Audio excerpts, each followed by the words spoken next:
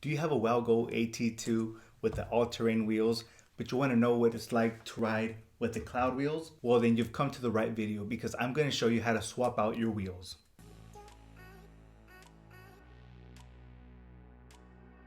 You're going to need your first belt guards, a skate tool, the cloud wheel belts, a hex tool, and your cloud wheels with the pulleys already inside.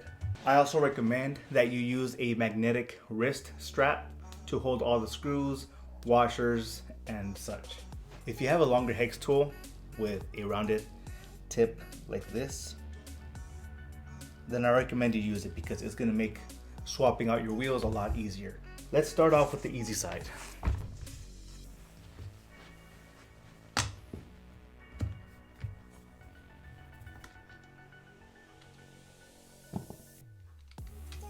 Remove the screw and look for the washer. Make sure you save them both.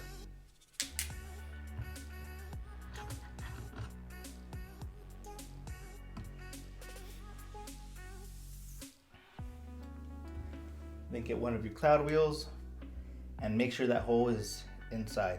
There really isn't no wrong way to do this because it's not like it's gonna slip out of the way. If it's not in the wrong place, it's just gonna block you. So try to get that centered. There we go.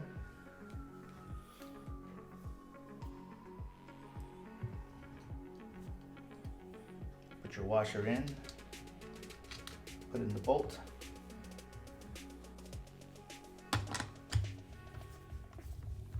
You're gonna tighten until you feel resistance. Once you feel resistance, that wheel is too tight because you can tell that it stops pretty quick. So you're just gonna back off or loosen up the bolt about a quarter turn, maybe less, and it should be good. Now for the back tire.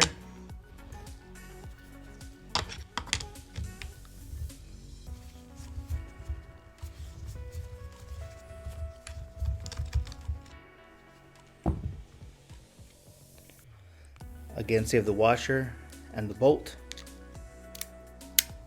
Get your 2.5mm hex tool and loosen up the belt guards. And here's the reason it's easier to use one of these longer hex tools. See how you can spin this one kind of fast? If you were to use this one, here's a 2.5. That tire is going to be in the way, and you're going to be struggling a lot more.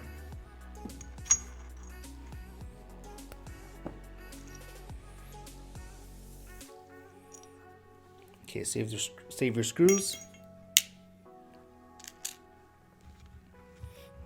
Now, as you're pulling your wheel out, you're going to want to turn back and forth, and it's free.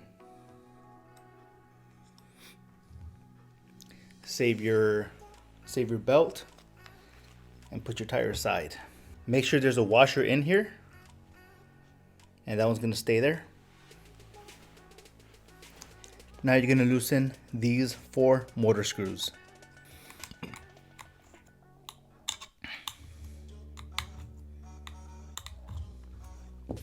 So these screws are only loosened, you don't take them off, and make sure that your belt can slide all the way forward and back, like this. Now get your cloud wheel with a pulley.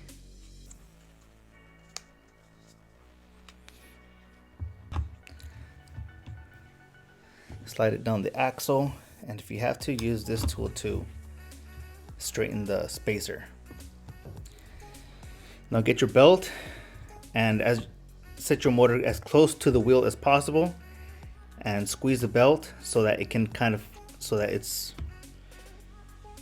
and get your belt so that it wraps around the motor pulley here.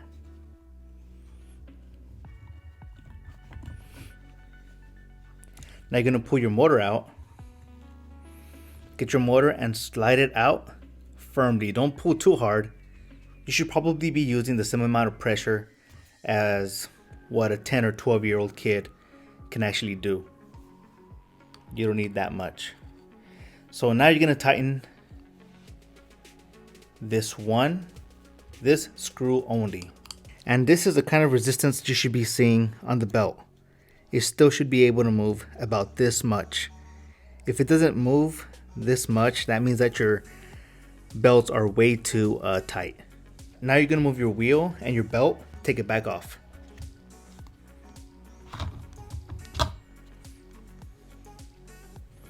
Now you're gonna retighten these 3 screws.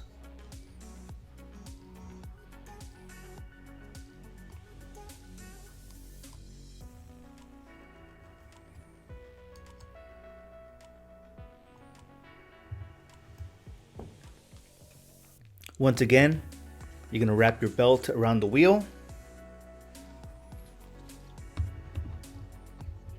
Slide the wheel down the axle.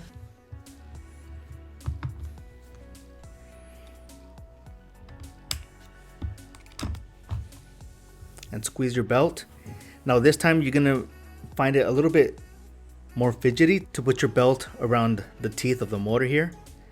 But just go back and forth and it should slide right down. It shouldn't be too difficult to make the belt slide down the teeth. It should be just about that easy right there.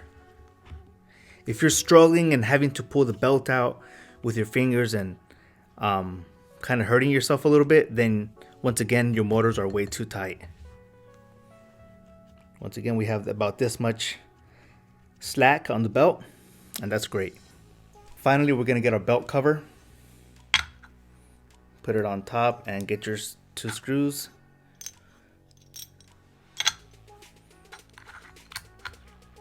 And these don't really have to be too tight.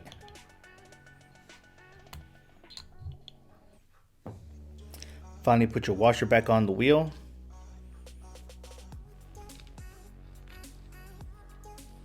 And also the bolt.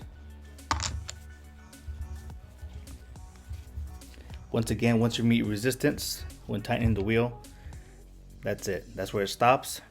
Back off a 1/4 turn. And we're done. So that's the process for removing your all-terrain wheels and replacing them with the cloud wheels. Now all you gotta do is do the same thing on the other side. So back when my board was new, I was of the mindset that maybe I should tighten the belt even more.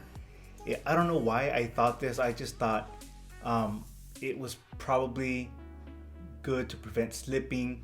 I thought I would get a better response from the board. I thought I would get better performance from the board, but I was wrong. I did try to over tighten my belts once, and it was nothing but a bad experience. There are many things that happen when you over tighten your belts. The most noticeable thing is gonna be when you release the throttle to your remote control and all you wanna do is just kind of cruise down the road. You're gonna feel a sort of braking. You're gonna feel like your board all of a sudden wants to slow down more than you thought it was going to, and you kind of feel like you're gonna get thrown out in front of the board. So that was the very first thing I noticed. Every time I would release the throttle, I would sort of get thrown out to the front, and it was pretty dangerous. There was a couple of times where I thought I was gonna get thrown out to the front, like fall off my board actually.